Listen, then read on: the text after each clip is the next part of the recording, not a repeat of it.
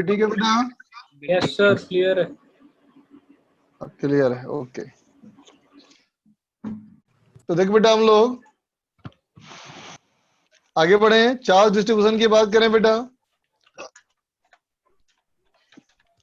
तो देख बच्चा, अगर हम चार्ज डिस्ट्रीब्यूशन की बात करें बेटा, किसके ऊपर?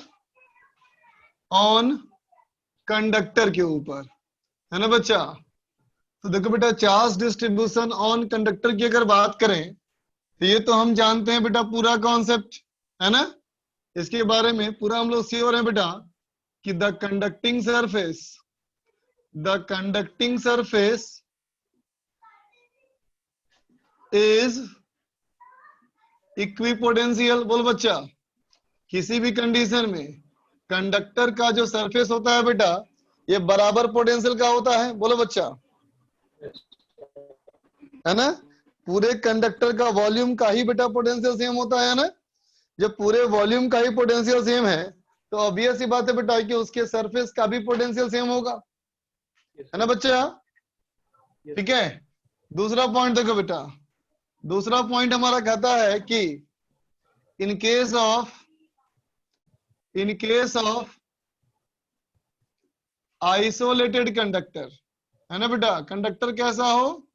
अकेला हो, है ना बेटा? In case of isolated conductor, है ना, surface charge density is inversely proportional to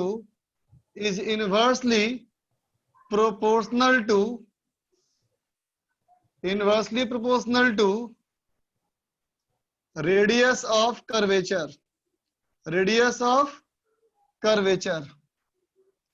समझा बेटा? जैसे कि मान लो, अगर कहूं कि इमेजिन करो कि तुम्हारे पास एक अकेला कंडक्टिंग स्फीयर है बेटा, है ना? इसके ऊपर चार्ज क्यू है, तो बोलो बेटा इसका पोटेंशियल क्या लिखोगे? सरफेस पे पोटेंशियल क्या लिखोगे बेटा? के क्यू बाई आर लिखोगे ना बेटा? यस और सर। सारा चार्ज जो होगा बेटा वो कहाँ होगा? चार्ज बोलो, सरफेस पे। सरफेस पे होगा, है ना बेटा? तो इसको बोलेंगे के into sigma into 4 pi R square by R. बोलो बेटा। तो इसको बोल सकते हो क्या? Proportional to sigma R. Yes sir. बोलो। तो अगर इसके सरफेस का बेटा पोटेंशियल सब जगह कांस्टेंट है, इसका मतलब सिग्मा इंटू आर बराबर कांस्टेंट। बोलो। अगर सरफेस पे पोटेंशियल सब जगह सेम बेटा, तो sigma into r constant, sigma into r बेटा कांस्टेंट, इसका मतलब sigma is inversely proportional to radius of curvature. बोलो। Yes sir. है ना बेटा? ठीक है। तो देखो, तो मान लो, अगर यूं कहूं बेटा कि मान ले ऐसा कोई कंडक्टर है बेटा, ठीक है? तो बताओ, तो अगर मैं इस वाले पॉइंट की बात करूं और इस वाले पॉइंट की बात करूं, ठीक है, और इस वाले पॉइंट की बात करूं, तो बोलो बेटा इन तीनों में सबसे ज्यादा रेडियस ऑफ कर्वेचर कहाँ है बेटा? वन पे। वन पे। सबसे बड़ा रेडियस ऑफ कर्वेचर? बोलो बेटा। याद रखना इस बात को कि रेडियस ऑफ कर्वेचर ज्यादा होगा ना बेटा, तो बेंडिंग कम होगी। लाइन कम बेंड करेगा तो रेडियस ऑफ कर्वेचर ज्यादा होगा। लाइन अगर ज्यादा बेंड कर रही है बेटा तो रेडियस ऑफ कर्वेचर कम होगा, है ना? इसका मतलब स्ट्रेट लाइन का रेडियस ऑफ कर्वेचर इनफाइनाइट होता है बेटा। तो अब बताओ, सबसे बड़ा रेडियस ऑफ कर्वेचर कहाँ है? बोलो बोलो। थर्ड ना बेटा, इसके बाद 2 पे और इसके बाद 1 पे, है ना बेटा? इसका मतलब सबसे ज्यादा बेटा देखो, देखो बच्चा, अगर मैं ऐसा एक कर्व ड्रॉ करूं, है ना, और एक ऐसा कर्व ड्रॉ करूं, बोलो बेटा इसमें बड़ा सर्किल कौन है, छोटा सर्किल कौन है? जो कम बेंड होगा। छोटा कौन है? 2 ना बेटा? Yes sir. इसका मतलब 2 वाले का रेडियस कम है, 1 वाले का रेडियस बड़ा है। जिसका रेडियस बड़ा होगा बेटा वो लाइन कम मुड़ेगी, जो ज्यादा मुड़ गया उसका रेडियस कम है बच्चा, है ना? ठीक है। तो देखो लाइन ज्यादा बेंड यहाँ पे की है ना बेटा, इसका मतलब 1 का सबसे कम है बेटा, उसके बाद 2 का, और उसके बाद 3 का। 3 पे कर्व ज्यादा फ्लैट है ना बेटा, जहाँ कर्व ज्यादा फ्लैट होगा वहाँ रेडियस ऑफ कर्वेचर बड़ा होगा। आपने उल्टा लिख दिया। नहीं यार उल्टा लिख दिया। उल्टा लिख दिया, हाँ सॉरी, हाँ उल्टा लिख दिया, सही बात। ठीक है बच्चा, सबसे कम R1 सबसे बड़ा R3।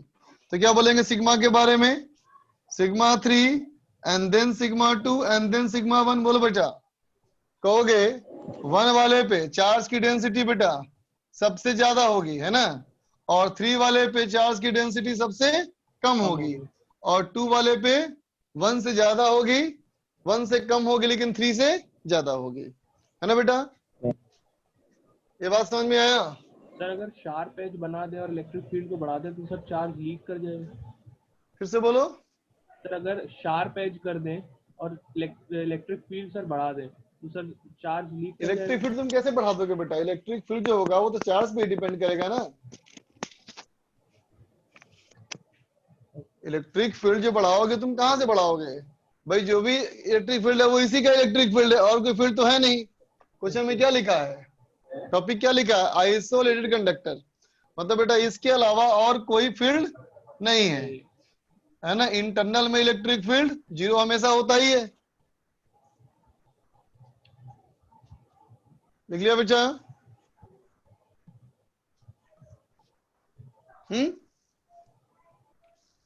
हो गया बेटा। Yes sir. Yes sir. अब देखो बेटा, electric field near a conductor, near a conductor, ठीक है बेटा। किसी भी कंडक्टर के पास इलेक्ट्रिक फील्ड देखें, है ना बेटा। तो देखो बेटा यहाँ क्या लिखे हैं हम लोग कि कंडक्टिंग सरफेस हमेशा कैसा होता है बेटा, इक्विपोटेंशियल ना। तो कंडक्टर का सरफेस बेटा इक्विपोटेंशियल है, तो बताओ इक्विपोटेंशियल सरफेस और इलेक्ट्रिक फील्ड लाइन है ना कैसी बनती है बेटा, हमेशा परपेंडिकुलर। परपेंडिकुलर। सही बात कहा। क्या कहोगे बेटा, इलेक्ट्रिक फील्ड लाइंस है ना बेटा, ओरिजिनेट और टर्मिनेट, मतलब वहां से निकलेगा या वहां खत्म होगा, है ना। A conducting surface, a conducting surface always normally, है ना बेटा, हमेशा क्या होगा, नॉर्मल रहेगा, है ना बेटा। तो इमेजिन करो कि मान लो बच्चा, अगर बोलूं कोई भी एक कंडक्टिंग सरफेस सोचो, कोई भी एक कंडक्टिंग सरफेस सोचो, कोई जरूरी नहीं है बेटा कि ये स्फेरिकल हो, किसी भी शेप का सोचो, है ना बेटा। ये कोई भी हमारा एक कंडक्टर है बेटा, है ना, और इस कंडक्टर का ये हमारा सरफेस है बेटा, इसके ऊपर चार्ज फैला हुआ है, ठीक है। तो देखो बेटा, इलेक्ट्रिक फील्ड लाइन इस सरफेस से अगर निकलेगी तो कैसे निकलेगी, परपेंडिकुलरली निकलेगी ना बेटा, बोलो। भले ही आगे जाकर के वो बेंड हो जाए, भले ही आगे जाकर के बेंड हो जाए, लेकिन यहां से निकलेगी बेटा परपेंडिकुलरली, है ना। तो अगर मैं कहूं कि यहाँ पे एक छोटा सा एरिया मान लिया जाए, और ये एरिया हमारा क्या है बेटा, डेल एस, ये एरिया हमारा है डेल एस, है ना। तो देखना बेटा, अब मैंने क्या किया, यहाँ पे एक छोटा सा सिलेंडर बनाया, एक छोटा सा सिलेंडर बनाया, ठीक है बेटा।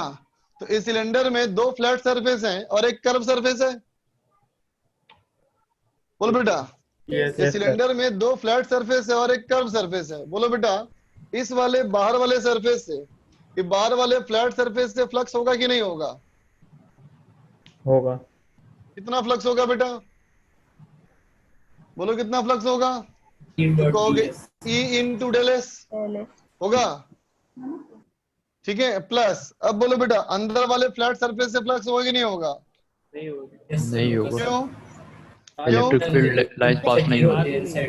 हाँ, क्योंकि कंडक्टर के अंदर तो फील्ड 0 होता है, बिल्कुल सही बात। कर्व सरफेस का फ्लक्स होगा कि नहीं होगा, नहीं होगा सर। नहीं हो, क्योंकि फील्ड लाइन सरफेस के पैरेलल है ना। Should be equal to charge enclosed by epsilon naught, होगा बेटा?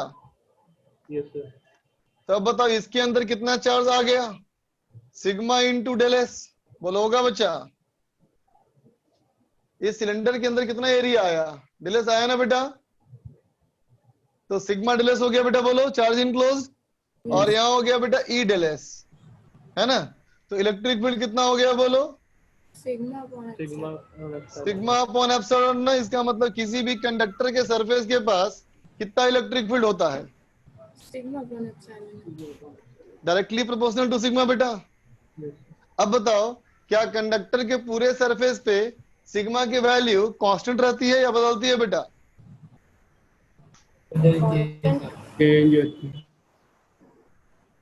चेंज करती है ना? शेप पे डिपेंड करता है।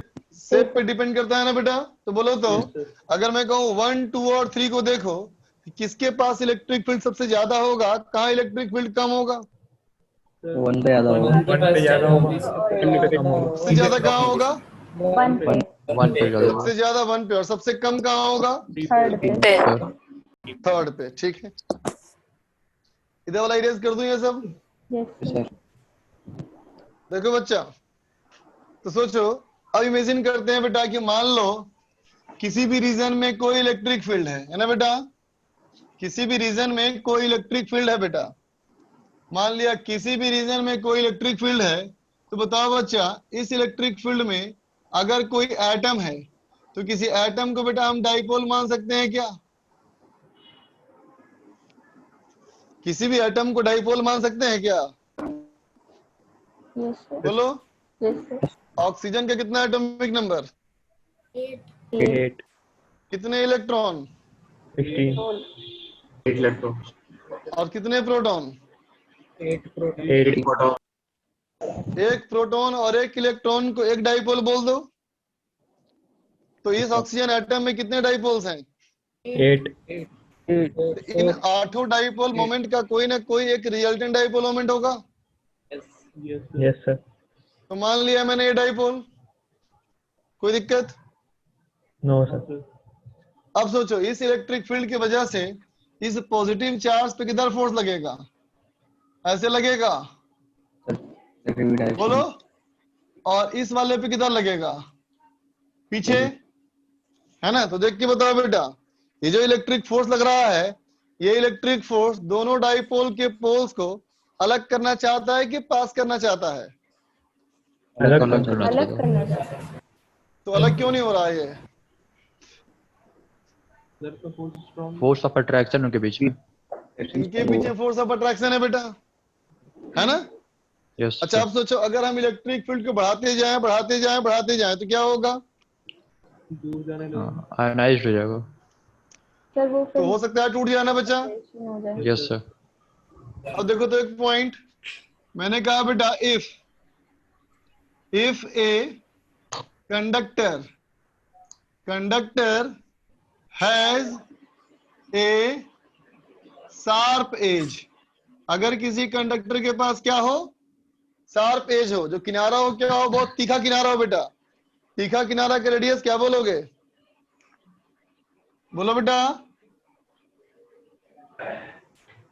बोलो बोलो। तो कहोगे radius of curvature tends to 0। Yes sir. बोलो बच्चा, होगा? इसका मतलब चार्ज डेंसिटी क्या होगी? जल्दी बोलो। इनफाइनाइट। इनफाइनाइट, है ना बेटा? तो इसका मतलब बताओ electric field near that edge कैसा होगा? बोलो। Very high.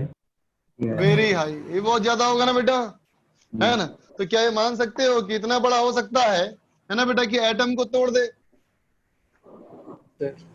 Yes sir. देख बेटा, मान ले यही कंडक्टर का ये शार्प एज डेवलप हो गया तो इसके पास में जो इलेक्ट्रिक फील्ड होगी बहुत मजबूत होगी ना बेटा, है ना? तो क्या करेगा ये? अपने आसपास के हवा के माध्यम को या कोई मीडियम को, जो भी मीडियम होगा बेटा, उस मीडियम के एटम को आयोनाइज कर देगा। बोलो। Yes sir. इस मीडियम को आयोनाइज करके क्या करेगा? पॉजिटिव चार्ज धकेल देगा और नेगेटिव चार्ज खींच लेगा अपनी तरफ। Yes sir. तो अगर ये पॉजिटिव चार्ज होगा बेटा तो नेगेटिव खींच लेगा अपनी तरफ, तो क्या होगा चार्जेस का? कम हो जाएगा। नेगेटिव हो जाए। अगर पॉजिटिव चार्ज नेगेटिव चार्ज को अपने ऊपर गिरा ले तो उसकी चार्ज की वैल्यू क्या होगी? कम हो जाएगी। न्यूट्रल। कम हो चार्ज जाए। कम हो जाएगी ना बेटा, न्यूट्रल नहीं बोलेंगे, न्यूट्रल कम हो तब ना जाए। बोलेंगे बेटा अगर बराबर चार्ज होगा। जीरो हो जाए तो, बराबर होगा तो, है ना बेटा? तो क्या करेंगे? अब क्या होगा बोलो? तो कहेंगे मीडियम नियर दैट पॉइंट, है ना, उस वाले पॉइंट के पास मीडियम क्या होगा बोलो? स्टार्ट आयोनाइजिंग, बोलो बच्चा, स्टार्ट आयोनाइजिंग होगा ना बेटा, बोलो, यस सर।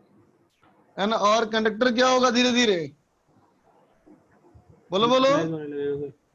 चार्ज न्यूट्रलाइज होना शुरू हो जाएगा ना बेटा। Yes sir. Conductor start discharging, बोलो बच्चा, यस सर। है ना? ठीक है, ठीक है। इसी इवेंट को, इसी इवेंट को कहा जाता है क्या? Corona discharge. Corona discharge. इसी को कहते हैं बेटा क्या हम लोग? Corona discharge. आगे बात समझ में सबको? After quarantine. है ना बेटा कि कोरोना क्यों फैला दुनिया में? डिस्चार्ज डॉक्टर की वजह से। सभी लोग में क्या हो गया? सभी का शार्प एज हो गया है अब। दुनिया में सब लोगों का एज शार्प हो गया है। एज शार्प हो गया इसका मतलब सभी लोग एक दूसरे को खंजर चुभोना चाहते हैं बेटा। यही वजह दुनिया में कोरोना फैलने का। कोरोना ज्यादा डिस्चार्ज फ्रिज होकर सब जगह फैल गया है। चलो फटाफट लिख लो।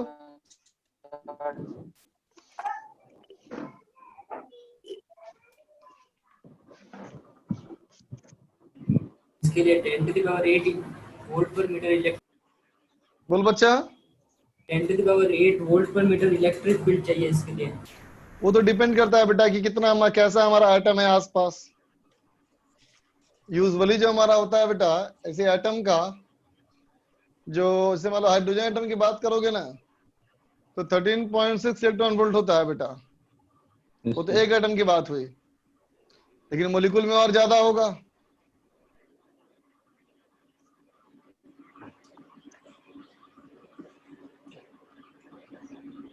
जल्दी नोट कर ले बच्चा।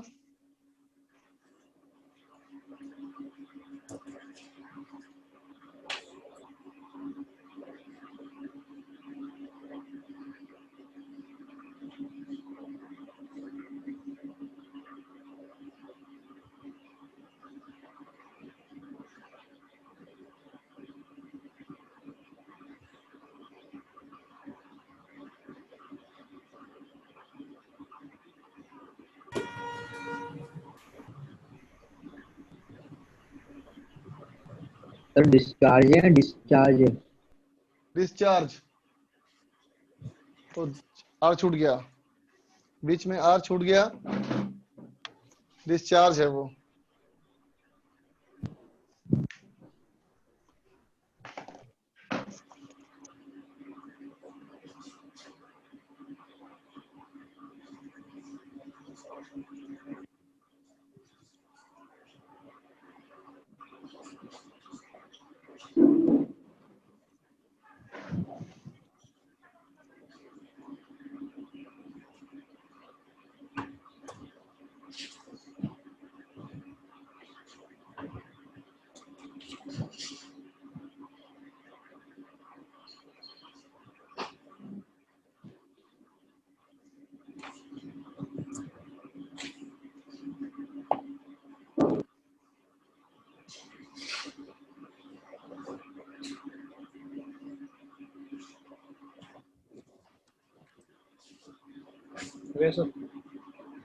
कर लिया बेटा? हो गया सर 1 मिनट बस। सर।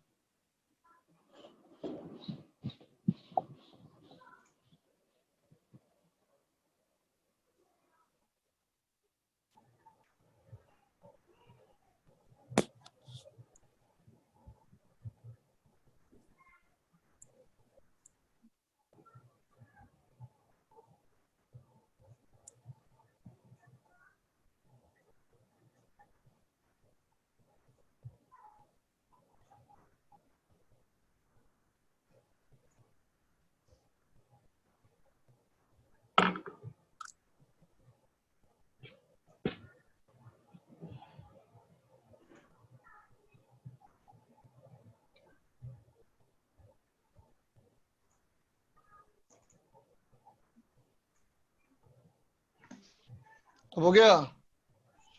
Yes, sir.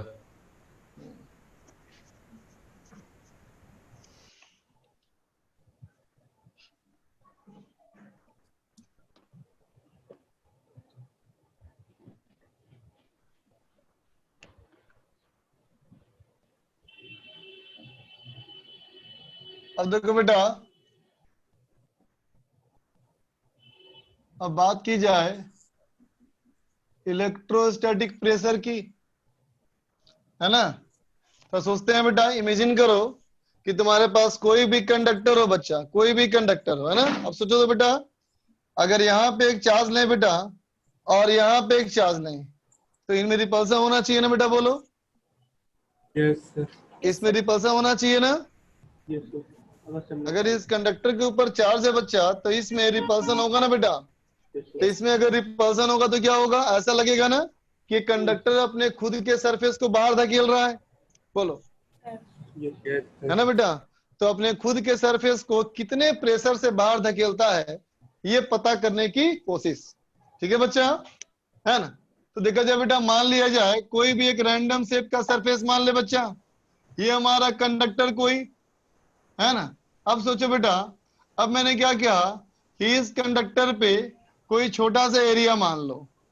ठीक है बच्चा, अब सोच के बताओ कि अगर मैंने ये सरफेस मान लिया, इसका मतलब इस कंडक्टर के मैंने दो हिस्से कर दिए, इस कंडक्टर के मैंने दो हिस्से कर दिए बेटा, है ना? एक हिस्सा हमारा हो गया बेटा डेल एस, और दूसरा हिस्सा हो गया एस माइनस डेल एस, बोलो बेटा, हो गया ना? ठीक है बच्चा, इस डेल एस का मैंने माना बेटा कि इस डेल एस की वजह से जो इलेक्ट्रिक फील्ड है बेटा वो E1 है, और इसके वजह से जो इलेक्ट्रिक फील्ड है बच्चा वो क्या है? E2 है। समझा बच्चा? E1 हमारा किसकी वजह से? डेल एस की वजह से, है ना बेटा? और E1 क्या है? E2 क्या है? बाकी सरफेस की वजह से, है ना बेटा? ठीक है, और ये दोनों इलेक्ट्रिक फील्ड कहां देख रहे हैं हम लोग? ये दोनों इलेक्ट्रिक फील्ड कहां देख रहे हैं बेटा? क्लोज टू सरफेस, है ना बेटा? सरफेस के एकदम पास, सरफेस के एकदम पास वाले पॉइंट पे। तो देख के बताना मुझे बेटा कि अगर मैं यहां वाले पॉइंट पे बोलूं, तो यहां वाले पॉइंट पे फील्ड लाइन निकलता है नॉर्मल ना, बोलो, निकलता है ना बेटा? ठीक है, तो अगर मैं कहूं बेटा कि जस्ट आउटसाइड सरफेस सोचो बेटा, सरफेस के जस्ट बाहर सोचो, है ना? सरफेस के just outside net electric field कितना होता है बच्चा? सिग्मा अपॉन एप्सिलॉन नॉट होता है ना? Yes, बोलो, sir. इसका मतलब यहाँ जो इलेक्ट्रिक फील्ड है बेटा वो E1 प्लस E2 है, बोलो, है ना? और अब सोचो, अब मैं कहूं जस्ट इनसाइड, तो जस्ट इनसाइड में क्या होता है, बोलो? Net field 0. इसका मतलब ये E1 माइनस E2 होना चाहिए, बोलो, तभी 0 हो सकता है ना? तो देख बच्चों, कभी कभी बच्चों को होता है डाउट, ये बताओ जस्ट अंदर और जस्ट बाहर एक ही पॉइंट है कि अलग अलग पॉइंट है? जस्ट इनसाइड जस्ट आउटसाइड दो अलग पॉइंट है ना बच्चा? और अगर दो अलग पॉइंट है तो इस दोनों अलग पॉइंट पे हमने इस बाकी सरफेस का इलेक्ट्रिक फील्ड E2 ही क्यों लिखा, है ना बेटा? उन दोनों पॉइंट पे इस डेल्टा एस का इलेक्ट्रिक फील्ड E1 ही क्यों लिखा? बच्चे पूछ सकते हैं ना ऐसा, है ना? तो हम क्या जवाब देंगे? देखो बेटा, हम जवाब देंगे ऐसा कि बताओ डेल्टा एस क्या है? डेल्टा एस क्या है? एक छोटा सा एरिया। क्या इस छोटे से एरिया को हम फ्लैट मान सकते हैं? बोलो, चलो बताओ, अगर फ्लैट मान लिया बेटा तो जस्ट इनसाइड का मतलब क्या हुआ? इस वाले सरफेस पे पॉइंट दिख रहा है तुमको? है ना बेटा? जस्ट इनसाइड हो गया, है ना बच्चा? अब कहूं जस्ट आउटसाइड, तो फिर बाहर वाले पे दिख रहा है बच्चा? हालांकि काला काला पे काला कम दिखेगा, फिर भी कोशिश करो, दिखा ना? ठीक, देख बच्चा, इधर हम ये हुआ जस्ट इनसाइड, ये हुआ जस्ट इस साइड। तो बोलते बच्चा इस सरफेस के लिए ये दोनों पॉइंट एक जैसे हैं कि नहीं है? है ना? तो इन दोनों पॉइंट पे इलेक्ट्रिक फील्ड सेम बोलना चाहिए कि नहीं? बोलना चाहिए। Opposite direction, Yes, sir. अब चलो बाकी जो सरफेस बच गया बेटा, बाकी जो सरफेस बच गया उस सरफेस के लिए ये दोनों पॉइंट में तो कोई अंतर ही नहीं है। बोलो, बाकी सरफेस इतना बड़ा है बेटा कि उस बड़े से सरफेस के लिए ये पॉइंट की दूरी नेग्लिजिबल है। यस तो उन दोनों पॉइंट पे इलेक्ट्रिक फील्ड सेम होना चाहिए कि नहीं होना चाहिए? होना तो आ गया चाहिए। समझ में? बोलो। सर तो ऐसा बोले बेटा E1 बराबर E2 बराबर सिग्मा अपॉन 2 एप्सिलॉन नॉट। हाँ इस सर। दोनों इक्वेशन को देख लो और बोलो ये बात समझ में आ गई या नहीं? Yes, sir. Yes sir. Clear है बच्चा? ठीक, अब देखना, अब मैं कहूं बेटा फोर्स ऑन डेलेस, डेलेस वाले पे फोर्स, इस डेलेस वाले पे बेटा फोर्स क्या होगा? तो क्या कहेंगे भाई, इलेक्ट्रिक फोर्स निकालने का तो एक ही तरीका जानते हैं हम लोग हैं, एक बॉडी का चार्ज और दूसरे बॉडी का फील्ड। बोल बेटा, तो पहले वाले का चार्ज और दूसरे का फील्ड। बोल बेटा, इलेक्ट्रिक फोर्स ऐसे निकलता है ना क्यूबी, एक बॉडी का चार्ज दूसरे बॉडी का फील्ड। तो बोले बेटा डेल्टा क्यू क्या बोलेंगे? सिग्मा इंटू डेल एस होगा बेटा, और E2 हमारा सिग्मा अपॉन 2 एप्सिलॉन नॉट। तो बोलो बेटा del F upon del S क्या हो गया? बोलो बोलो। Pi upon 2 epsilon naught. Del F by del S, force by area क्या होता है बच्चा? प्रेशर। प्रेशर है ना। तो इलेक्ट्रोस्टैटिक प्रेशर है ना बेटा, P इलेक्ट्रोस्टैटिक कितना आया बेटा हमारा formula? Sigma square by 2 epsilon not है ना बेटा। 2 एप्सिलॉन नॉट। हाँ, तो अब बताओ मुझे, कोई कंडक्टर का सरफेस जो है बेटा वो हर पॉइंट पे बराबर प्रेशर महसूस करता है, ट्रू या फॉल्स? फॉल्स। ट्रू या फॉल्स है बच्चा? सबसे ज्यादा प्रेशर कहाँ महसूस करेगा? ज्यादा होगा। जहाँ डेंसिटी ज्यादा होगा है ना बेटा। तो सिग्मा क्या है? Yes sir. तो कहना ये है local charge density. Local charge density का मतलब जिस पॉइंट पे तुम निकाल रहे हो प्रेशर उस वाले पॉइंट का डेंसिटी। आई बात समझ में? Yes sir. Yes sir. Yes sir. देख लो फटाफट। सर बोलो सर बच्चा। जो आपने ये बात समझाई थी, जो डीएस पॉइंट है सर, यहाँ पे एक हाँ फील्ड मतलब एक डीएस जो सरफेस है उस पे एक पॉइंट है जहाँ पे फील्ड बाहर है कंडक्टर के वहां, और एक पॉइंट है जहाँ पे अंदर है। तो हाँ सर बच्चा। बाकी मतलब जो एस माइनस डेल एस जो पूरा सरफेस है सर, उसके लिए पॉइंट सेम होगा सर। वो वाली बात एक बार दोहरा दीजिए, वो थोड़ी सी कम समझ बेटा में। वो दोनों पॉइंट क्या है बेटा? सरफेस के जस्ट बाहर और सरफेस के जस्ट अंदर। हाँ सर। बेटा सरफेस का जस्ट बाहर और जस्ट अंदर में उतनी ही दूरी है जितने की सरफेस की मोटाई होती है। Yes sir. तो बेटा सरफेस की मोटाई तो टेंडिंग टू जीरो बोलते हैं ना हमेशा हम लोग। हाँ सर। अब बात समझ गई? Okay sir.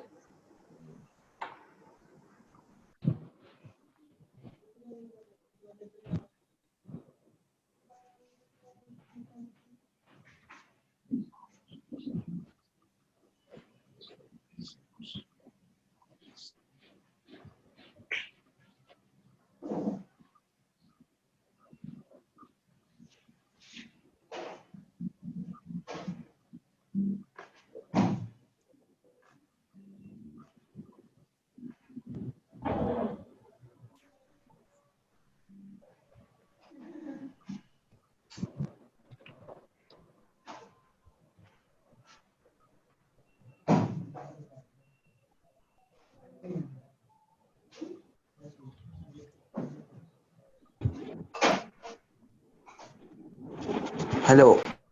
हाँ बोलो बेटा।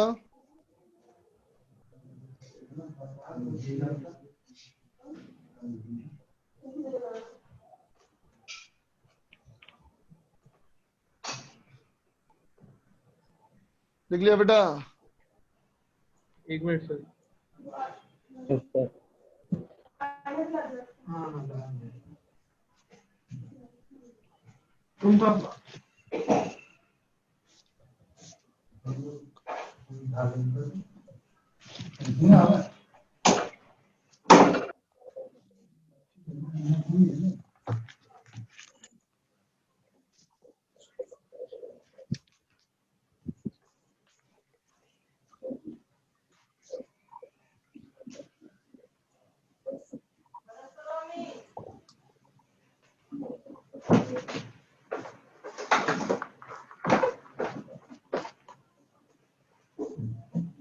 इरेज कर दूं बेटा? Yes, sir. Yes, sir. Yes, sir. Okay बच्चा।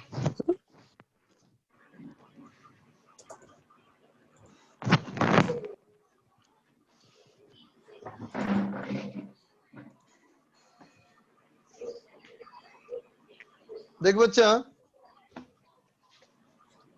एक क्वेश्चन देखो। एक क्वेश्चन कहता है बेटा कि मान लिया जाए एक सॉलिड स्फीयर बेटा कंडक्टर का, है ना, इस पे चार्ज है बेटा sigma coulomb per metre square, इसकी चार्ज की डेंसिटी है बेटा सिग्मा, ठीक है। अब सोचो, ये इसको एक कंसेंट्रिक स्फीयर से ढक दिया पूरी तरह से, कंसेंट्रिक स्फीयर से जो ढक दिया बेटा, और ये भी हमारा कंडक्टर है, ये रेडियस है बेटा कैपिटल आर, सॉरी 2r, अंदर वाले के रेडियस r बेटा, बाहर वाले के रेडियस 2r। लेकिन इसमें एक बात ये है बच्चा कि जो बाहर वाला स्फीयर है ना बेटा, जो बाहर वाला हमारा स्फीयर है ना बेटा, ये एक्चुअली दो हेमी स्फीयर है। समझ में आई बात? अंदर वाला स्फीयर तो पूरा स्फीयर है बेटा, लेकिन बाहर वाला स्फीयर क्या है? दो हेमी स्फीयर है। दो में हेमी स्फीयर को ज्वाइन करके रखे हैं ऐसे, ठीक समझे? समझे बेटा? ठीक है, दोनों क्या है? दोनों कंडक्टर्स ही है बच्चा, Yes, sir. दोनों हमारा कंसेंट्रिक कंडक्टर्स ही है बच्चा, है ना। दोनों को सेल ही मान लो, चलो दोनों सेल्स ही है बच्चा, ठीक है। तो सवाल कहता है find charge density on the outer shell, है ना बेटा। बाहर वाले सेल पे चार्ज डेंसिटी क्या होना चाहिए फॉर इक्विलिब्रियम, ताकि दोनों हेमिस्फीयर अलग ना हो। क्लियर बच्चा? चलो बनाओ।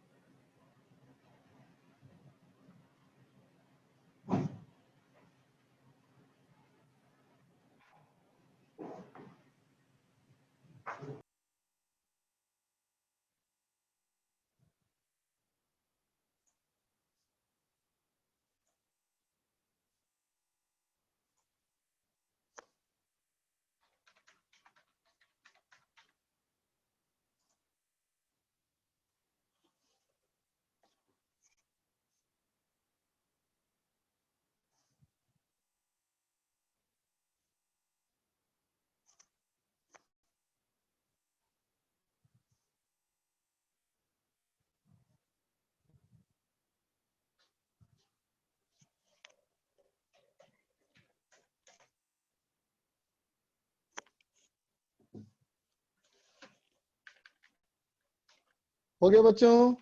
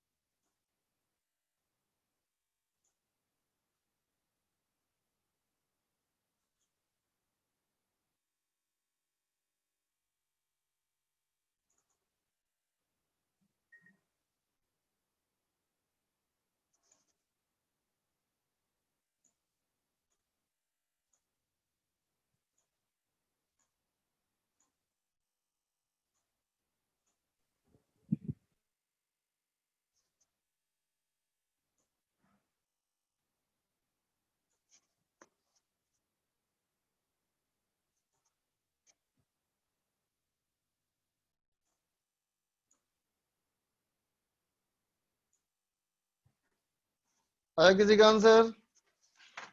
हाँ बच्चों ने भेजा आंसर, उस्मान का आंसर भेजा है, दक्ष ने भेजा आंसर, अनिकेत ने भेजा है। चलो देखो बेटा कैसे करेंगे हम लोग। हम कहेंगे ऐसा करते हैं, मान लिया बेटा कि इस बाहर वाले पे एक छोटा सा एलिमेंट मान लिया बेटा मैंने, डेल एस, है ना बेटा। अब सोचो इसका चार्ज डेंसिटी मैंने मान लिया सिग्मा डैश, है ना बेटा। तो देखो बेटा अपने खुद के चार्ज की वजह से, अपने खुद के चार्ज की वजह से फोर्स लग रहा होगा बेटा, नहीं इसे बताओ बोलो कुछ नहीं रहा। क्या। वीडियो ब्लर आ रही ब्लड आ रही है वीडियो? है। Yes Yes, sir. तो सब लोग बोल रहे हो तो आ ही रहा होगा।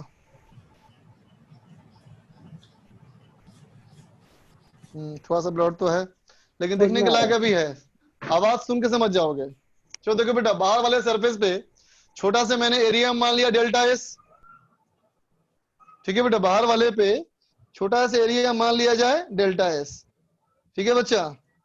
ठीक, तब देखो तो अगर बाहर वाले पे छोटा सा एरिया मानोगे बेटा, तो बाहर वाले के अपने खुद के चार्ज की वजह से इस पे फोर्स लग रहा होगा बेटा ना, बोलो ऐसे फोर्स लग रहा होगा ना, electrostatic pressure into delta S. बोलो बेटा ये बात समझ में आई कि नहीं आई? कोई नहीं बोल रहा कुछ। Yes sir. Yes sir. Yes sir. ये बात क्लियर है सबको? Yes. है ना। तो देखो बच्चा अगर इसके वजह से बाहर फोर्स लग रहा है ना, और देख बेटा इसके वजह से ये फोर्स लग रहा होगा इस पे ऐसे, बोलो बेटा डेल एफ, है ना। तो अगर कहते हो बेटा कि वो एलिमेंट इक्विलिब्रियम में है, अगर ये एलिमेंट इक्विलिब्रियम में है तो फिर सारे एलिमेंट इक्विलिब्रियम में होंगे, बोलो बेटा एग्री? Yes sir. अभी अभी अभी ठीक हो गया वीडियो? यस सर ठीक है। सर ठीक हो गया। ऐसे ठीक है। बोल दो बेटा। तो इक्विलिब्रियम में होने के लिए क्या बोलेंगे, electrostatic pressure into delta S plus ये डेल एफ बराबर 0। ध्यान देना ये कितना बच्चा, sigma square by 2 epsilon 2 epsilon naught into del S, है ना बेटा, प्लस ये जो फोर्स है कहां से आया है, इसकी वजह से ना बेटा।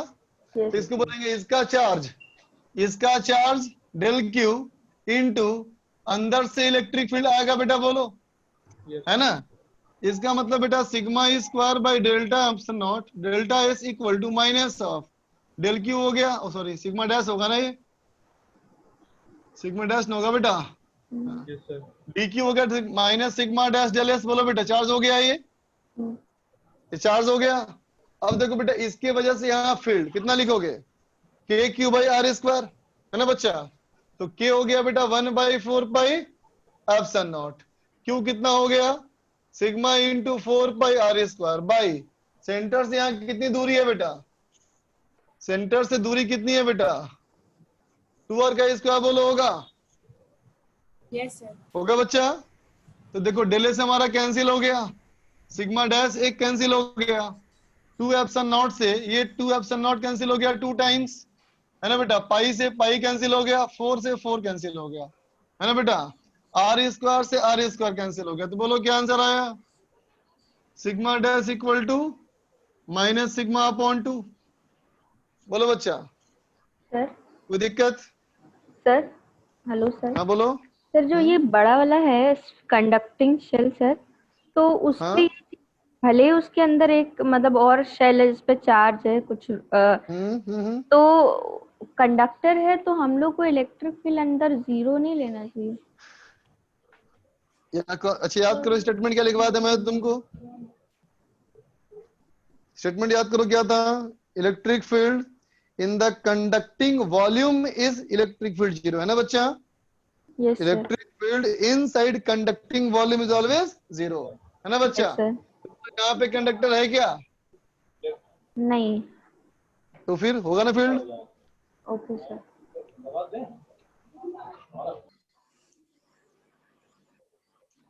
इरेज कर दूं बेटा, अभी नहीं इरेज कर दूं, सर, 1 मिनट बस। लिखो।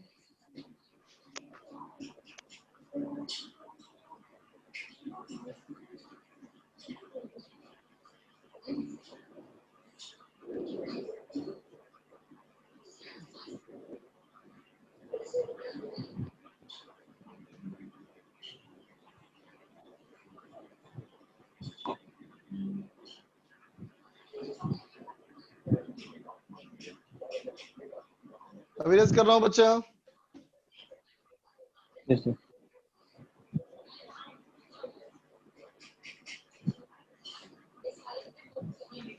देखो बेटा, अब देखा जाए कॉन्सेप्ट ऑफ अर्थिंग। ठीक है बच्चा, ठीक। तो देख बच्चा, अगर हम किसी कंडक्टर को, है ना, if a conductor is connected, if a conductor is connected to a conducting wire, समझे बेटा, एक कंडक्टिंग वायर से एक कंडक्टर को जोड़ दो, ठीक है। और वायर कैसा होना चाहिए? डीप बरीड इनटू अर्थ, है ना बेटा, ठीक है। Then the conductor is called earth, समझा बेटा। अर्थिंग हो गया, इसका मतलब इसका अर्थिंग हो चुका है, ठीक है बेटा। तो अर्थिंग करने का मतलब क्या हुआ? तो कोई भी एक कंडक्टर को बेटा एक ऐसे तार से जोड़ दो जो तार अर्थ में अंदर तक धंसा हुआ हो, है ना बेटा, अर्थ के मॉइस्चर के कांटेक्ट में आ जाए बेटा। समझ में आया बेटा यहां तक? ठीक है। देख बच्चा, अर्थ जो हमारा है ना, ठीक है, उसको सिंबल कैसे बनाएगा अर्थिंग का? तो देख बेटा, अर्थिंग का सिंबल क्या होगा? अर्थिंग का सिंबल ये है कि कोई कंडक्टर, मान ले बच्चा, इस कंडक्टर को एक ऐसे वायर से जोड़ दिया और यहाँ ऐसा सिंबल बना दिया, है ना बेटा। तो सिंबल किसका हो गया? अर्थिंग का। ये सिंबल हमारा हो गया बेटा अर्थिंग का, ठीक है, समझे बेटा? ठीक। देख बेटा, अर्थ इज एज्यूम्ड, अर्थ को माना गया है, क्या माना गया है बेटा? लाइक ए कंडक्टर, समझा बेटा, ऑफ कितना पोटेंशियल? 0 पोटेंशियल, है ना बेटा। इसको क्या माना गया है? 0 पोटेंशियल, समझा बेटा। विच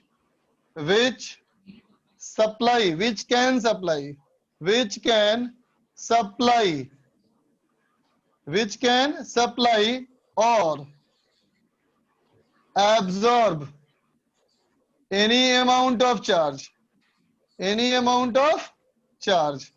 समझा बेटा, विदाउट चेंजिंग पोटेंशियल, समझा बेटा। अर्थ को क्या माना गया? एक बहुत बड़ा कंडक्टर माना गया, हालांकि कंडक्टर है नहीं बेटा, लेकिन इसके मॉइस्चर कंटेंट की वजह से माना जाता है कंडक्टर इसको बेटा, है ना। Without any change in potential, समझ में आया बेटा? अर्थ को एक माना गया है बेटा कंडक्टर, जिस कंडक्टर का साइज बहुत बड़ा है। इस कंडक्टर का जो हमारा कैपेसिटी है, क्षमता है बेटा, ये अनंत है, इनफाइनाइट है ना। ये कितना भी चार्ज ले सकता है और कितना भी चार्ज दे सकता है ना बच्चा। कितना भी चार्ज देगा, कितना भी चार्ज लेगा, लेकिन इसका पोटेंशियल बदलेगा नहीं। समझ में आया बेटा? कितना रहेगा बोलो? कितना रहेगा हमेशा पोटेंशियल? 0, हमेशा 0 रहेगा, है ना बेटा। तो अब बताओ, किसी भी दो बॉडी को आपस में जोड़ते हो तो क्या होता है? चार्ज फ्लो होता है ना। चार्ज फ्लो होता है इक्विलिब्रियम तक। कब तक फ्लो होता है? जब तक दोनों का पोटेंशियल बराबर है। जब तक दोनों का पोटेंशियल सेम ना हो जाए, है ना बेटा। इसका मतलब यहाँ से अगर इसको जोड़ देंगे तो अर्थ का कितना वोल्ट है बेटा? 0 वोल्ट ना। और ये बदलने वाला है क्या? नहीं, नहीं ना बेटा। इसका मतलब ये अर्थ को चार्ज दे भी सकता है, अर्थ से चार्ज ले भी सकता है, दोनों बातें हो सकती है। हाँ। बोलो बेटा, अर्थ को ये चार्ज दे भी सकता है और अर्थ से चार्ज ले भी सकता है बच्चा, है ना। ठीक है। लेकिन जो कुछ भी होगा, ये होने के बाद क्या होना चाहिए? इसका पोटेंशियल 0 होना चाहिए। बोलो बच्चा, तो क्या कहेंगे? एन अर्थ कंडक्टर, है ना। अर्थ कंडक्टर्स हैव पोटेंशियल कितना बेटा बोलो? 0, है ना बेटा। वो चाहे कितना भी चार्ज देना पड़े अर्थ को, ठीक है बेटा, बिकम 0 करते हैं ना। An earth conductor becomes a conductor of zero potential, है ना बेटा? ठीक है, by absorbing or releasing charge, है ना बेटा, to earth. समझा बेटा? अर्थ को चार्ज दे भी देगा, अर्थ से चार्ज दे भी देगा, लेकिन पोटेंशियल उसका जीरो होके मानेगा. समझा बेटा? अगला पॉइंट, एन आइसोलेटेड कंडक्टर. क्या मतलब होता है बेटा इसका, बोलो तो? कोई चार्ज आसपास नहीं हो. बाहर मतलब अकेला कंडक्टर बेटा, इसके आसपास कोई चार्ज बॉडी नहीं हो, है ना बेटा? इफ अर्थ, अगर इसको अर्थिंग कर दी जाए, है ना बेटा, तो क्या होगा? Becomes neutral. तो क्या हो जाएगा? ये न्यूट्रल हो जाएगा. समझा बेटा? लेकिन कब? जब कंडक्टर अकेला हो बेटा. कोई अकेले कंडक्टर को अगर अर्थ से जोड़ दोगे तो बॉडी अपना सारा चार्ज रिलीज कर देगा. समझा बच्चा? लेकिन ये कब होगा? जब अकेला होगा, है ना बेटा? अगर आसपास और भी कोई चार्ज पार्टिकल है बेटा, तो ये बात वैलिड नहीं है. समझ गए बात? ये सर लिख लो, बोलो. सर वो पोटेंशियल से पहले क्या लिखा है? एज लिखा है क्या? पोटेंशियल के पहले क्या लिखा है? सबसे ऊपर सर. कहाँ पे? सबसे ऊपर. हाँ. सर कौन एनी से नंबर चार्ज पॉइंट इज पे? पोटेंशियल. सर लास्ट वाले points any change in potential है बच्चा वो. सर हाँ बोलो बच्चा. सर जैसे अर्थ है सर वो एक कंडक्टर है और एक कंडक्टिंग, उसमें वॉल्यूम भी कंडक्टिंग वॉल्यूम है, तो उसके अंदर जो है इलेक्ट्रिक फील्ड जीरो होना चाहिए. हाँ, अगर उसके अंदर कोई इलेक्ट्रिक फील्ड का सोर्स नहीं होगा तो जीरो होगा, लेकिन कोई सोर्स होगा तो जीरो नहीं होगा. अच्छा. तू नहीं समझी बात, सुन ध्यान से. जैसे कि मान ले, अगर ये एक चार्ज रखा है बेटा अंदर में, ठीक है, और इसके बाहर ये कंडक्टर है. समझी? ये पूरा कंडक्टर है बेटा, ये पूरा कॉपर है.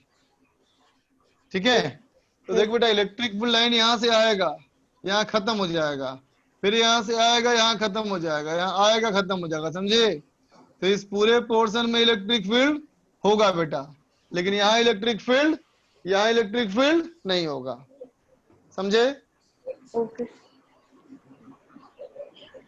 सर. एक चीज और सर जैसे अर्थ का पोटेंशियल है वो जीरो होता है, तो वो मतलब हमेशा क्या चार्ज किसी कंडक्टर से लेती है? अगर जीरो है तो फिर वो देगी तो?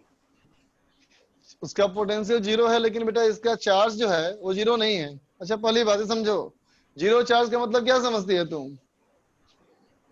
जीरो चार्ज का मतलब ये समझो बेटा, जितना उसके ऊपर पॉजिटिव चार्ज है उतना ही नेगेटिव चार्ज है. ठीक है ना? ये +2 -2 भी हो सकता है, ये +10 -10 भी हो सकता है, और ये +1 लाख -1 लाख भी हो सकता है. Yes sir. अब समझ में आया? Yes sir.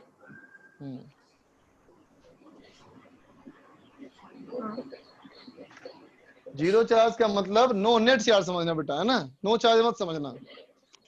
Okay sir.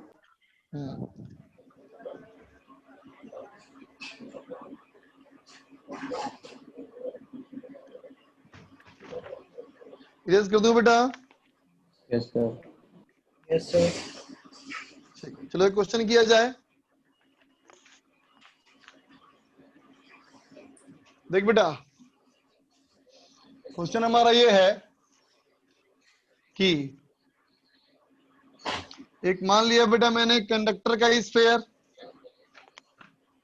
ठीक है बच्चा, सवाल ये है कि एक कंडक्टर का स्फीयर है बेटा, है ना? इस स्फीयर पे चार्ज हमारा है बेटा स्मॉल क्यू, इस पे चार्ज हमारा है बेटा स्मॉल क्यू. ठीक है ना? और देखो बेटा, इसको एक कंसेंट्रिक से जोड़ दिए, इस पे चार्ज था बेटा कैपिटल क्यू, इस पे चार्ज कितना है? अंदर वाले पे क्यू, और बाहर वाले पे चार्ज कैपिटल क्यू. ठीक है बेटा? और कहा यहां से एक वायर जोड़ा, एक स्विच लगाया, और ये अर्थिंग का पॉइंट हो गया बेटा. ठीक है, ये रेडियस हमारा है ए, और ये रेडियस है बेटा बी। सवाल कहता है find charge phloem through switch से कितना चार्ज फ्लो करेंगे इफ क्लोज्ड, अगर स्विच को क्लोज कर दो तो इससे कितना चार्ज फ्लो करेगा, बनाओ।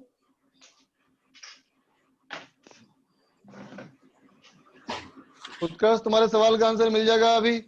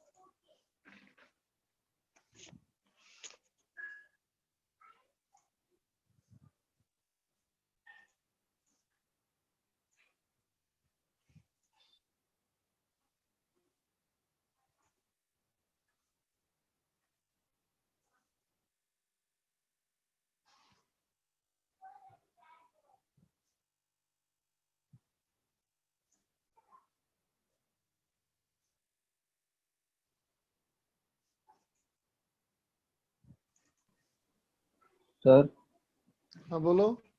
Capital Q equal to minus Q आ रहा है क्या, स्मॉल क्यू? बिल्कुल सही।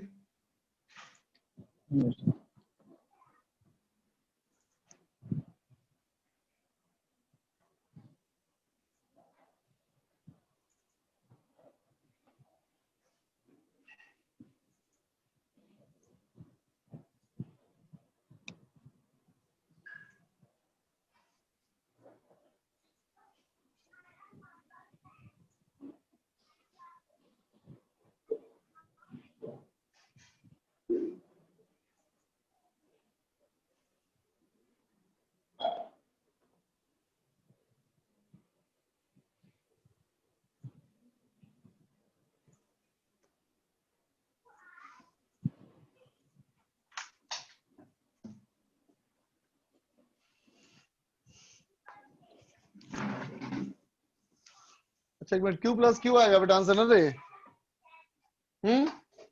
हाँ सर, P बस Q इक्वल सर। हाँ देख बेटा,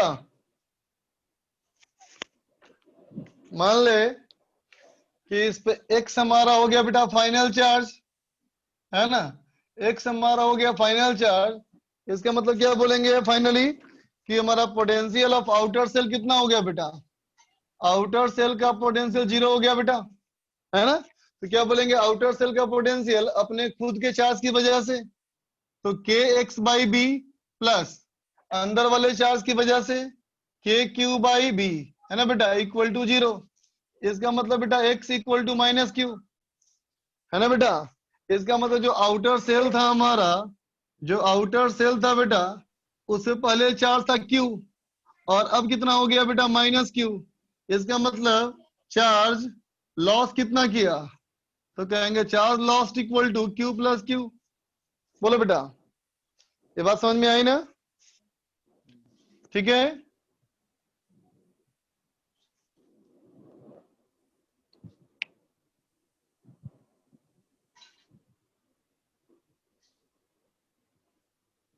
अब चलो सवाल मैंने हल्का चेंज कर दिया। अब अंदर वाले को अर्थ किया, अंदर वाले को अर्थ किया, बोलो कितना होगा अब?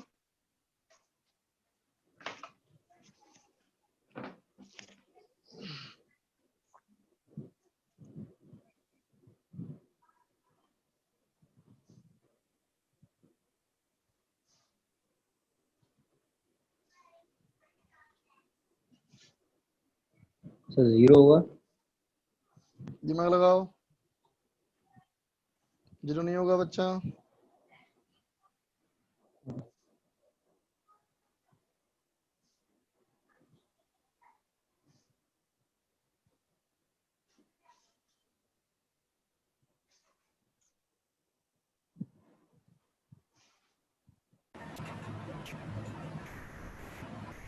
सर Q माइनस Q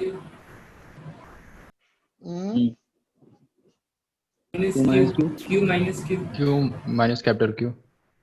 नहीं, और सोचो।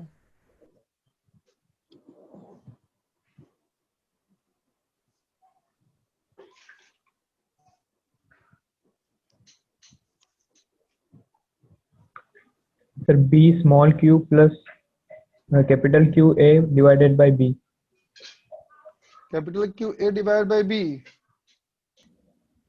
सर हाँ, आगे सही से सही है, इसको मत सही से प्रेजेंट करो मैथमेटिक्स में।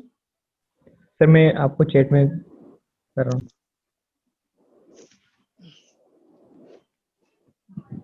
जतिन का तो सही है आंसर।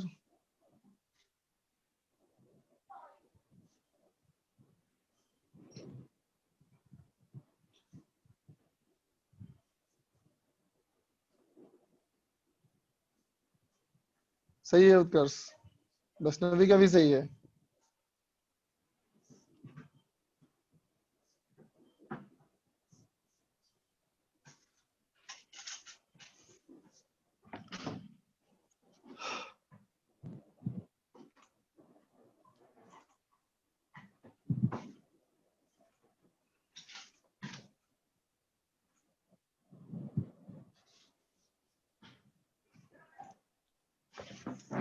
देखो बच्चा,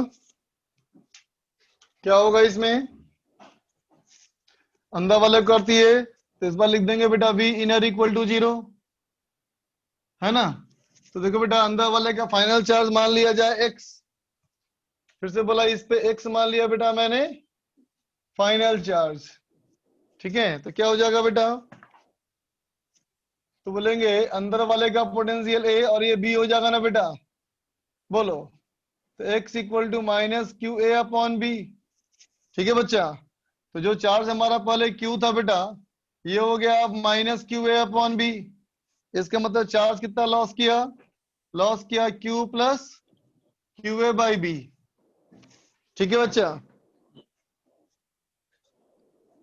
आगे बात समझ में,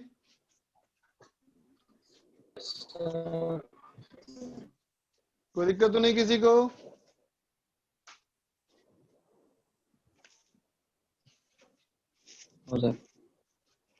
रेस कर रहा हूँ बेटा।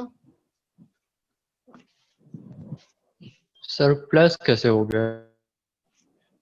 बेटा पहले Q से 0 होगा और 0 से बाद में नेगेटिव आएगा, बोलो। Yes sir.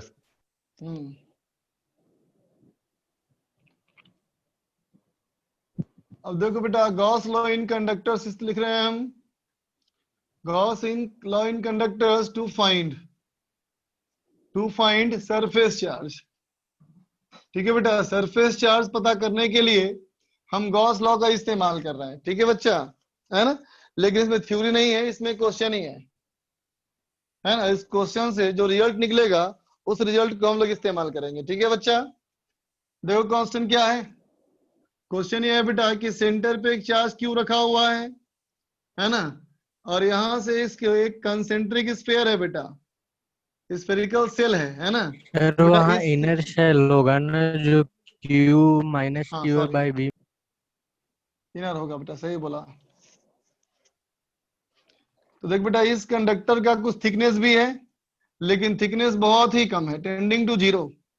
इसका थिकनेस जो है ना बेटा ये काफी कम है, नेग्लिजिबल, लेकिन कुछ ना कुछ थिकनेस है।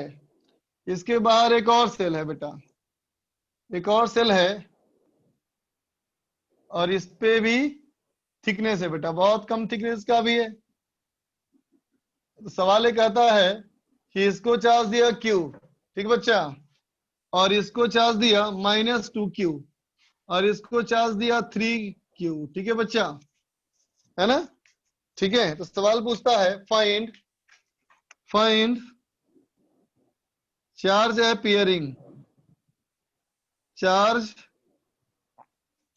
appearing on each surface। समझे बच्चा, हर सरफेस पे चार्ज बताना है कितना कितना होगा, करो।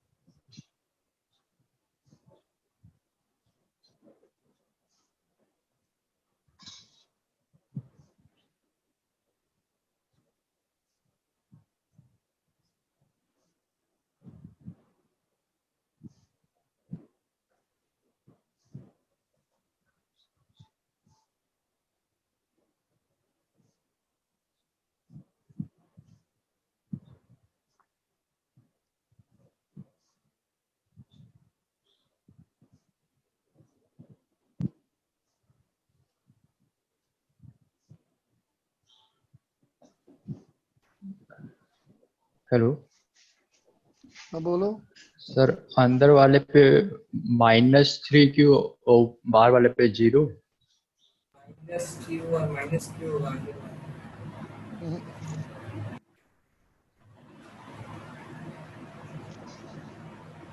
चेक करो बच्चा, बाहर वाले पे 2Q और Q। चेक करो। सर बाहर वाले पे 6Q और अंदर वाले -3Q। यस सर, अंदर वाले में -3Q और बाहर वाले पे 6Q।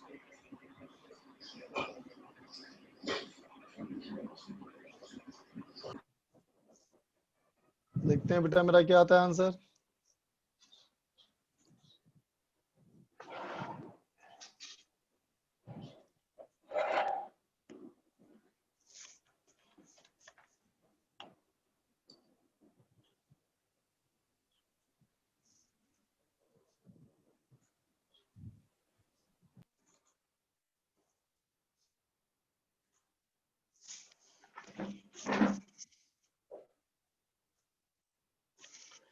देख बच्चा,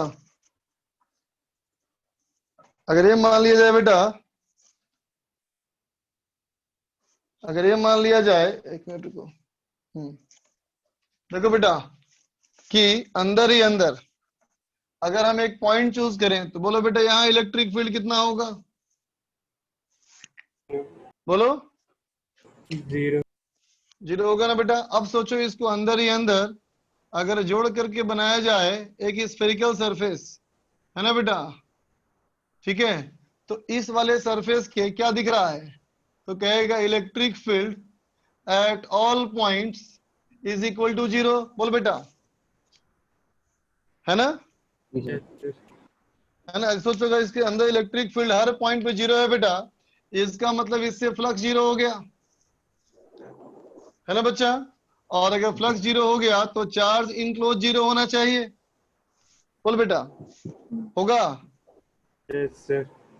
तो मैंने मान लिया इस पे चार्ज हमारा x है ना, तो बताओ उस सरफेस के अंदर चार्ज कितना आया, ये x आया और q आया, तो x + q = 0, तो x equal to minus Q ना हो गया बेटा, बोल। x equal to minus Q हो गया ना बेटा,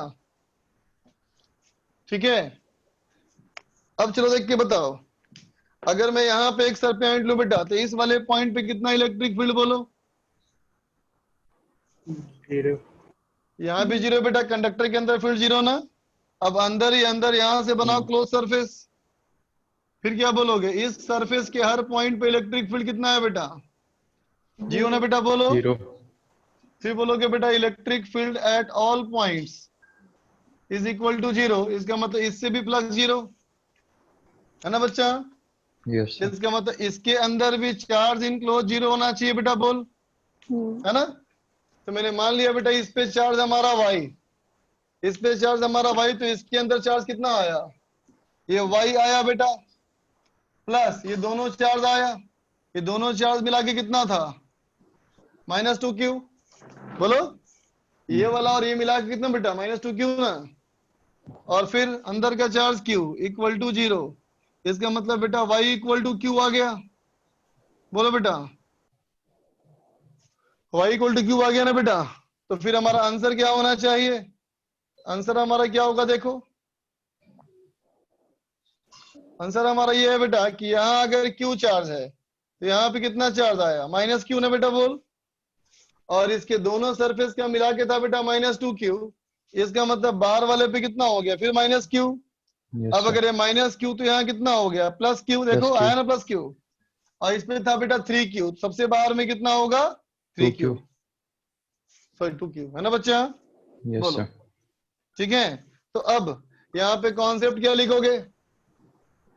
कॉन्सेप्ट यहाँ पे क्या बना बेटा, बोलो। तो क्या लिखेगा? फेसिंग सरफेसेस, है ना बेटा? जो सरफेस एक दूसरे को फेस कर रहे हैं, दिख रहा है? जो सरफेस एक दूसरे को फेस कर रहे हैं का मतलब समझ रहे हो? बोलो, आमने सामने का सरफेस, है ना बेटा? आमने सामने का सरफेस पे क्या होगा? तो कहोगे carry equal and opposite charge, बोलो बच्चा। आमने सामने के सरफेस पे क्या होगा? हमेशा इक्वल और अपोजिट चार्ज होगा। ये बात समझ में आई सबको? बोलो बेटा। Yes sir yes sir. तो अब बताओ यहाँ पे चार्ज अगर नहीं रखेंगे तो यहाँ कितना चार्ज होता? 0 होता है। 0 होता ना बेटा? यस सर फटाफट लिख लो इसको, फटाफट जल्दी लिखो।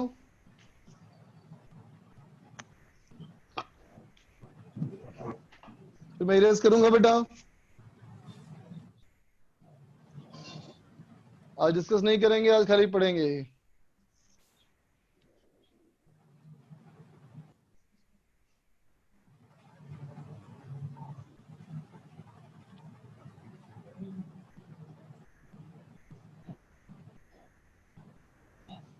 सर बोलो। सर जैसे ये स्कूल्स वगैरह खुलने स्टार्ट हो गए हैं, तो फिर ये इंस्टीट्यूट का कुछ आइडिया है कब तक खुलेगा? स्कूल खुल गया तुम लोग का? सर रीजन में सही खुलने बताओ। शुरू हो गए हैं। स्कूल में खुला है सिर्फ स्कूल जाने के लिए, स्कूल में क्लास चलने के लिए स्कूल नहीं खुला है, पता है ना कि नहीं पता तुमको? हाँ जी सर। Sir yes. फिर वही प्रॉब्लम यहाँ भी ना होगी बेटा? हाँ जी सर। यहाँ भी सेम प्रॉब्लम होगी। कोचिंग खुलने को मिल जाएगा और क्लास चलने का नहीं मिलेगा, तो फिर क्या फायदा खुलने का? ऐसा तो क्या कहते हैं, 1 से मिल जाएगा, 2 दिन क्लास चलेगा, एक क्लास का 9 क्या to बच्चा? 12। सर वीक में 2 डे क्लास का ही निकल गया है शेड्यूल 1 तक से। वीक में 2 डेज क्लास का निकल चुका है। देखो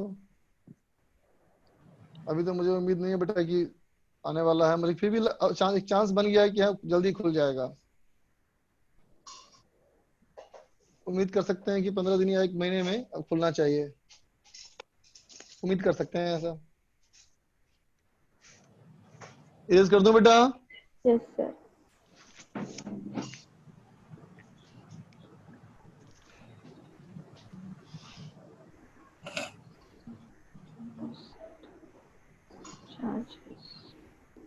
तो देखो तो बेटा क्वेश्चन क्या है, एक क्वेश्चन ये है बेटा कि मान लो एक कंडक्टर हो, है ना बेटा, ऐसा कंडक्टर हो कि एक हॉलो कंडक्टर है बेटा, ठीक, इसके अंदर का रेडियस है बेटा a और बाहर का रेडियस है 2a, ठीक है।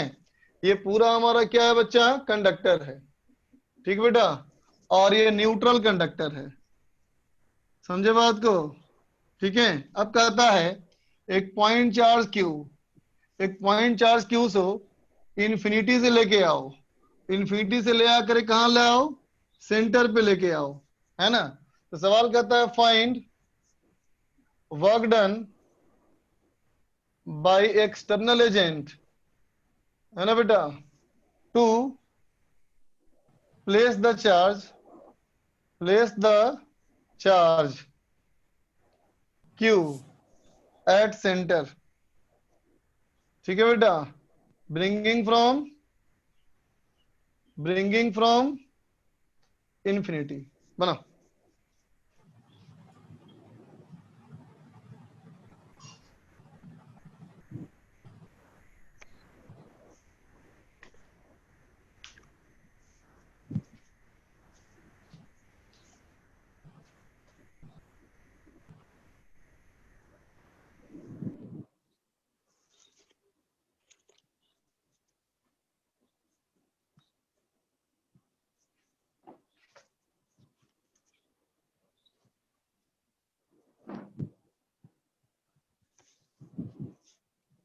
कल क्लास कितने बजे पता है ना,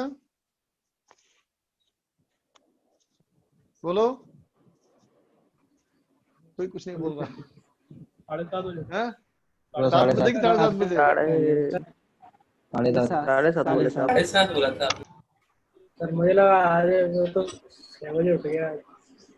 4-6 बजे उठ गए बहुत बढ़िया, तो सुबह उठ गया, दौड़ने गया बाहर, फिर सुबह सुबह उठ उठ गए जाए, और सर क्लास भी नहीं हुई सर 8 बजे की। 8 बजे क्लास भी नहीं हुई, वाह। 8 बजे की भी नहीं। जब भी ऐसा हो ना कि सुबह उठ जाओ और कुछ काम ना हो, है ना, जूते पहनो और दौड़ने चले जाओ बाहर, है ना। सुबह सुबह कोई मिलेगा नहीं, अकेले दौड़ना बाहर, वरना का भी टेंशन नहीं, स्वास्थ्य कम से कम बनेगा। 8:40 तक तो पता चला नहीं था कि क्लास। अच्छा 8:40 तक पता लगा क्लास नहीं है, तुम लोग कितना अच्छा तुम लोग का यार, मोबाइल में ईयरफोन लगा लिए और दौड़ते रहे, जब क्लास शुरू हुई बस चालू हो गए वही कहीं पार्क में बैठ गए वही कहीं पार्क में बैठ गए, है ना, जूते मुझे पहन के, कोई दिक्कत नहीं, क्लास भी कर रहे हैं और दौड़ भी रहे साथ साथ। सर पता पड़ा कोई घर वाला निकलेगा और वो ये तो समझेगा नहीं कि ये पढ़ रहे हैं। क्या, अगर कोई घर वाला वहां से निकला तो कोई ये तो नहीं समझेगा ये पढ़ रहा है लड़का। नहीं तो ऐसा कभी हो ना, अगर आस पास कोई दिखेगा वाला तो उनके टोकने से पहले तुम ही टोक दिया करो, सुनो सुनो सुनो, बुला लो उसको, बोलो बैठो यार मेरे पास ये पढ़ाता हूँ। हाँ, उसके बाद क्या होगा, फिर कभी तुम्हारे पास से गुजरेगा भी नहीं आदमी वो। तो चलो क्वेश्चन ट्राई करो, टाइम खत्म हो रहा है अब। देखो अकरम लिख रहा है फिर घर आके वापस सो जाओ, नालायक कहीं का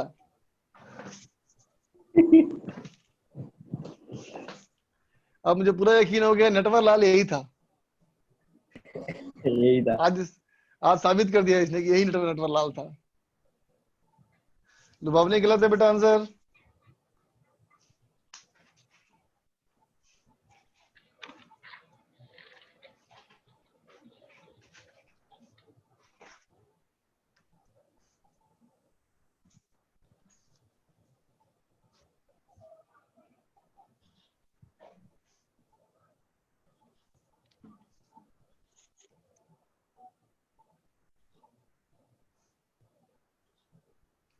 दक्ष लिख रहा है हमें तो नटवरलाल पसंद है।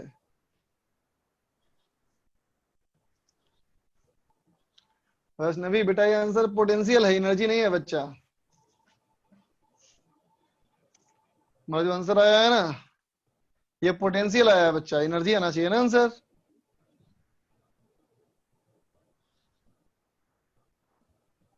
धारा 144 है क्या आपके यहाँ? वैसे ही समझ लो यार, गवर्नमेंट तो लगाया नहीं है, लेकिन अभी हालात ऐसे हैं कि बाहर निकलना मुश्किल है बेटा। आसपास इतने केसेस हैं कि थोड़ा डर तो लगता ही है आदमी को।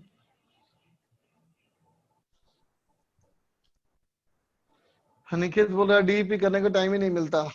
कोशिश कर बच्चा, कोशिश कर, कम से कम 2-3 डीईपी तो हफ्ते में किया है जरूर। चल देख बेटा, मैं करता हूं। देखो देखो बेटा, सॉल्यूशन में अगर कहा जाए सिस्टम का पहले कितना एनर्जी था बेटा, तो 0 बोलेगा ना? बोलो, सिस्टम में कहीं कोई चार्ज तो है ही नहीं, तो सिस्टम में बेटा पहले हमारा कितना एनर्जी है? 0 है बच्चा। ठीक है, अब देखो ये हमारा कंडक्टर पे अगर सेंटर पे चार्ज रख दिया बेटा हम लोग, है ना, अब अगर सेंटर पे चार्ज रख दें तो क्या होगा? ये हो जाएगा बेटा Q, ये हो जाएगा -Q, ये हो जाएगा +Q। बोलो होगा? बोलो बच्चा, हो जाएगा ना? तो अब देखो बेटा, इस कंडीशन में क्या बोला जाएगा? सिस्टम की एनर्जी फाइनल क्या हो जाएगी? तो क्या लिखोगे बेटा? U सेल्फ और +U म्यूचुअल। बोलो बच्चा, होगा ना? U self. देखो बेटा, पॉइंट चार्ज का सेल्फ एनर्जी तो काउंट करते ही नहीं हम लोग, है ना बेटा? अब बताओ अंदर वाले में कितना एनर्जी होगा बेटा? K -Q²/2R, है ना बेटा? प्लस बाहर वाले में कितना बेटा एनर्जी? KQ²/2 × 2R, है ना बेटा? Plus U mutual. कैसे बोलते हो बेटा म्यूचुअल? एक का चार्ज और दूसरे का पोटेंशियल। तो एक का चार्ज -Q का चार्ज बोल दिया बेटा मैंने, है ना? -Q का चार्ज और इसका पोटेंशियल, तो KQ/R। बोल बच्चा, होगा?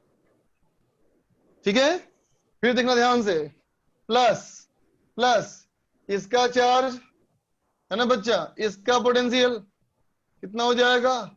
KQ/2R। फिर देखो बेटा, प्लस इसका चार्ज Q और इसका पोटेंशियल K -Q/R।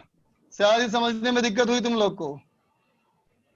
बताओ बेटा, इस सिस्टम में कितने चार्ज बॉडी हो गए? अभी 3 बॉडी हो गए ना बेटा, 1 2 3।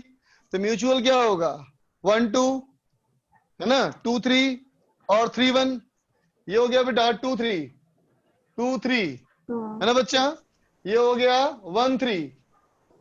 ठीक है बच्चा, और ये हो गया 1 2। बात समझ गए? Yes sir. तो अब क्या लिखोगे बेटा? Work done by electric force कितना हो गया बच्चा? तो कहोगे U इनिशियल -U फाइनल। बोलो बच्चा, है ना? और देखो बेटा, इस यहाँ पे काइनेटिक एनर्जी कोई बढ़ी नहीं, इसका मतलब external force plus electric force का वर्क डन 0। इसका मतलब बेटा एक्सटर्नल फोर्स का वर्क डन -W इलेक्ट्रिक, इसका मतलब बेटा U फाइनल -U इनिशियल। बन गया सवाल? बन गया सवाल बेटा?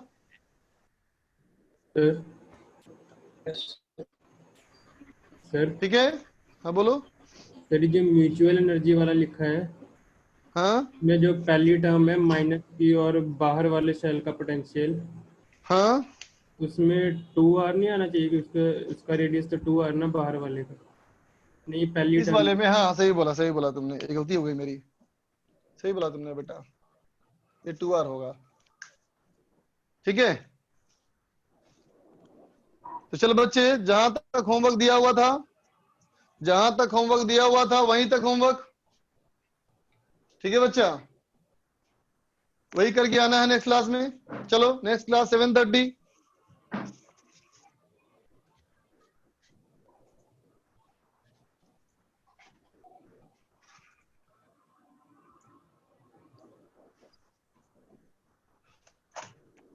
टुमारो क्लास एट कितने? 7:30। हाँ, भेज दिया लिख के तुम लोग को मैंने, टुमारो क्लास एट 7:30। चलो बाय बच्चा।